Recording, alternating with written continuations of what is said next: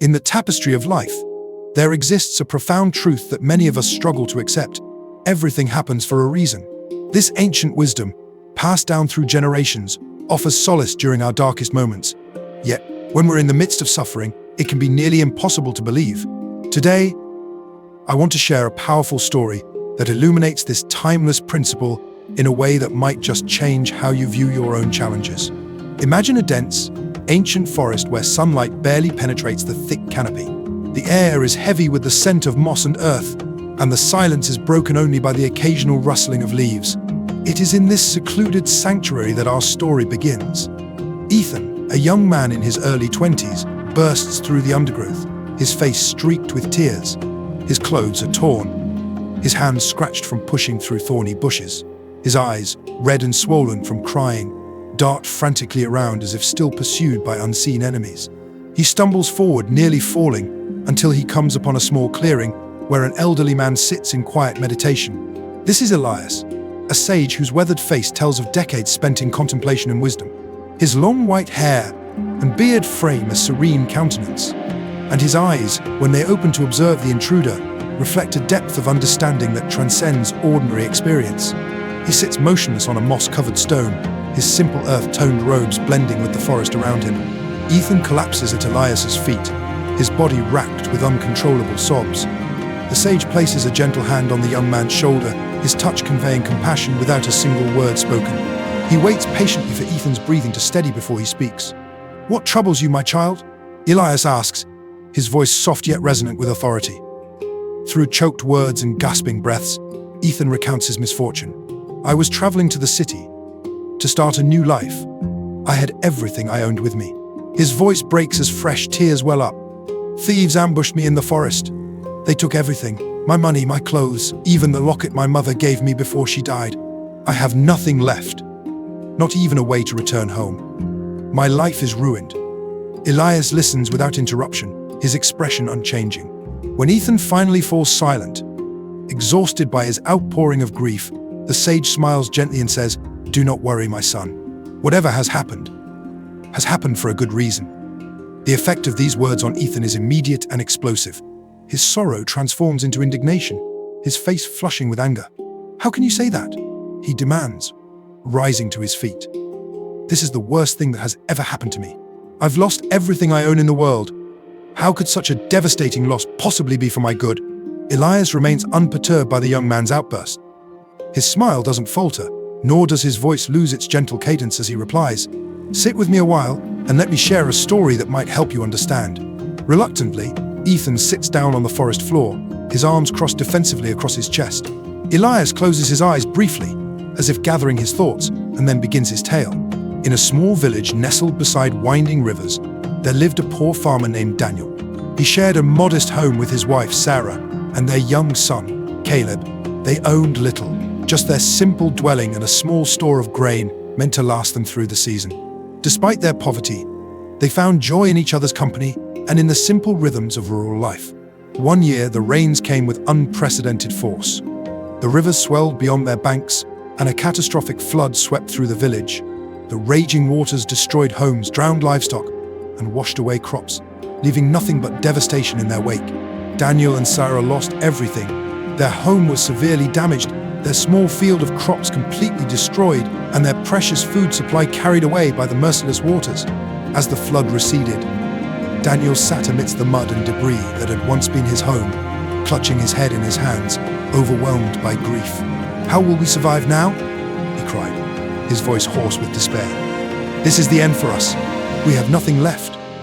Elias pauses, noting that Ethan is now listening intently, perhaps recognizing his own anguish in the farmer's lament. But their young son, Caleb, approached his father with the innocent wisdom that sometimes only children possess. His eyes were bright with an unshakable hope as he placed his small hand on his father's shoulder. "Father, don't worry," he said with conviction. "Whatever happens, happens for a good reason." Daniel's grief, already a heavy burden, suddenly transformed into a furious rage. He turned to his son, his face contorted with anger. "How dare you say that?" he roared, causing the boy to step back in fear. "Everything we owned is gone. There is nothing good about this. Nothing." In his blind anger, Daniel did something he would later regret deeply.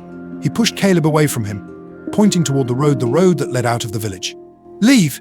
he shouted. "If you can find good in this disaster, then go find your fortune elsewhere.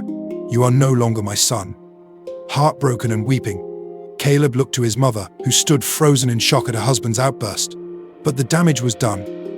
With tears streaming down his face, the boy turned and walked away from the only home he had ever known. As the day turned into evening, Daniel's anger began to cool, and the full weight of his actions settled upon him. "What have I done?" he thought, his heart heavy with regret. But it was too late. Caleb was gone, and in the chaos of the flood's aftermath, there was no way to know where he had gone. Ethan shifts uncomfortably, perhaps sensing the parallels between his own impulsive emotions and Daniel's regrettable actions. Suddenly, Elias continues, a rescue boat arrived in the ravaged village, offering salvation to the stranded residents. Food, clean water, and medical supplies were distributed to those in need. Sarah, seeing the boat and the help it brought, smiled through her tears and said to Daniel, "See, our son was right. Help has come when we needed it most." But Daniel remained unconvinced. The loss of his son now weighed more heavily upon him than any material possession. "How can you say that?" he asked bitterly. "We have lost everything, our home, our food, even the precious memories within our walls. And now, because of my foolishness, we have lost our son as well. What good can possibly come from this?" The days turned into weeks, and Daniel and Sarah struggled to survive in the aftermath of the flood. They rebuilt what they could of their home, but food remained scarce and the future looked bleak. One day, Sarah suggested that Daniel go to the city to find work, hoping they could rebuild their lives and perhaps even find news of their son. Daniel agreed, though the prospect of leaving Sarah alone filled him with dread. Nevertheless, he embarked on a long and arduous journey to the nearest city, a place he had visited only a handful of times in his life.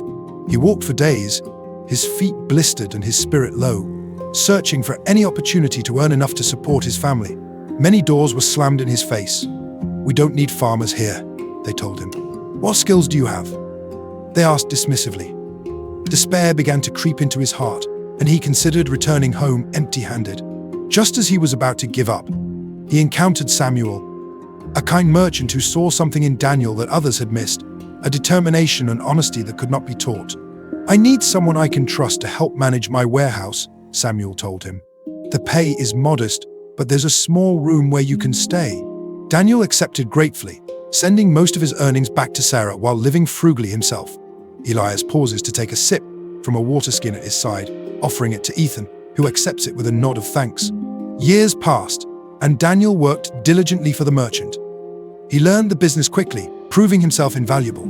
Samuel increased his responsibilities and his pay, and Daniel was able to send more money home to Sarah, who had managed to restore their small farm to productivity. Though their lives had improved, the absence of their son remained a constant ache in their hearts. One evening, as Daniel sat alone in his small room after a long day's work, a knock echoed at his door. Wearily, he rose to answer it, expecting perhaps a message from Samuel about the next day's shipments. When he opened the door, he froze in disbelief. Standing before him was a young man, tall and confident, with familiar eyes that Daniel would have recognized anywhere. It was Caleb, his son, now grown into adulthood, holding a bag and wearing a warm smile that immediately melted years of sorrow from Daniel's heart. "Father," Caleb said, his voice deep with emotion, "it's why I've been searching for you." Daniel could barely speak through his tears as he embraced the son he had thought lost forever. When he finally found his voice, he asked, "What happened to you? How did you survive?" Caleb's story unfolded as they sat together late into the night. After leaving the village, he had wandered for days before being taken in by a group of travelers heading to the city. There, he had struggled at first, doing whatever work he could find. But he was smart and observant, and he quickly learned about business from watching the merchants in the marketplace. "I started small," Caleb explained, "selling whatever I could find or make. Then I began trading between villages, bringing goods from one place to another. Eventually, I built my own company. And now, Father, I've come to take you and Mother to live with me. Look," he said, pulling out a deed from his bag, "I've even bought a new house where we can all live together.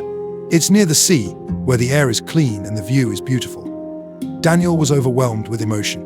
Through tears of joy, he embraced his son again, marveling at how the frightened boy who had left in tears had returned as a successful man. As they prepared to journey back to reunite with Sarah, Caleb smiled at his father and said something that struck Daniel to his core. If the flood hadn't come, if you hadn't sent me away, none of this would have happened.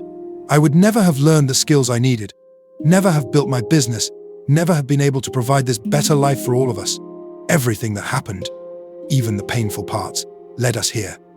Daniel laughed through his tears, shaking his head in wonder. You were right all along, my son, he admitted. Everything does happen for a reason, even if we cannot see it at the time. Elias falls silent, allowing his story to settle in Ethan's mind. The young man's posture has softened, his arms no longer crossed defensively, but resting loosely in his lap. His eyes, though still red from crying, now hold a thoughtful expression. Do you see, my child? Elias asked gently. Sometimes life takes away what we think we need, only to give us something even better. The path is rarely clear while we're walking it, but looking back, we often find that our greatest challenges led to our most profound blessings. Ethan is quiet for a long moment, still wrestling with his own loss. But I've lost everything, he says, finally, his voice tinged with doubt rather than despair now. How can this possibly be good for me? I have no possessions, no money, not even a change of clothes. Elias smiles gently and reaches into a small pouch at his waist. He pulls out a small, shiny stone that catches the dappled sunlight filtering through the trees, sending prisms of color dancing across the forest floor. Take this, he says, placing it in Ethan's palm. It's something I found in the forest many years ago. I believe it will help you now. Ethan examines the stone closely. It's no ordinary rock. Its surface is smooth and reflective, with an inner glow that seems to pulse with life. He looks up at Elias in confusion. This is a philosopher's stone, Elias explains. It's extremely rare and valuable to those who know its worth. Had you not lost your belongings, you wouldn't have run through the forest in despair, you wouldn't have met me, and I wouldn't have given you this gift.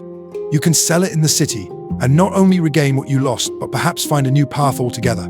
Ethan's fingers close around the stone, feeling its warmth against his skin. I don't know how to thank you, he says, his voice thick with emotion. Thank me by remembering the lesson, Elias replies. When life seems darkest, when you feel you've lost everything, remember that you're simply being prepared for something greater than you can imagine. As the sun begins to set, casting long shadows through the trees, Ethan rises to his feet.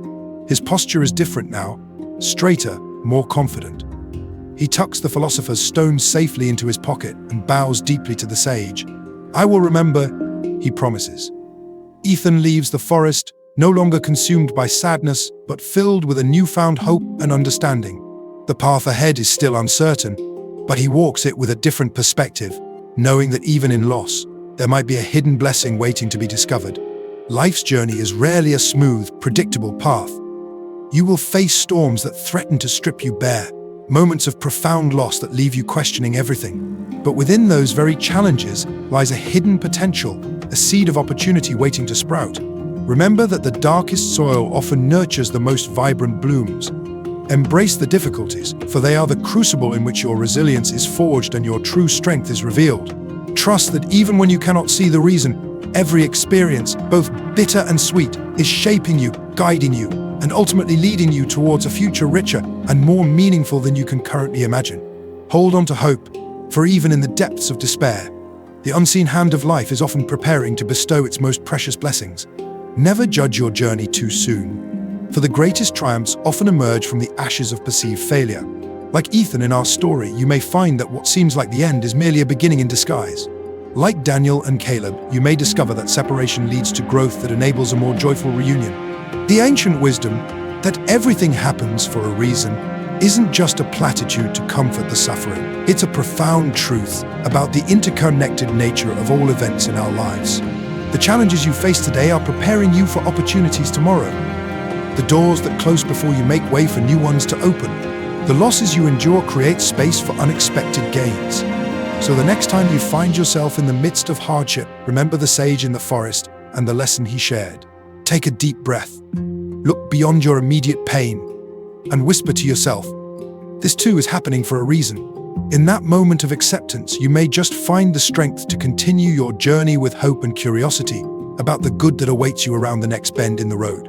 After all, it is not the absence of storms that defines a successful life, but rather how we learn to dance in the rain, finding beauty and purpose, even in our most challenging moments.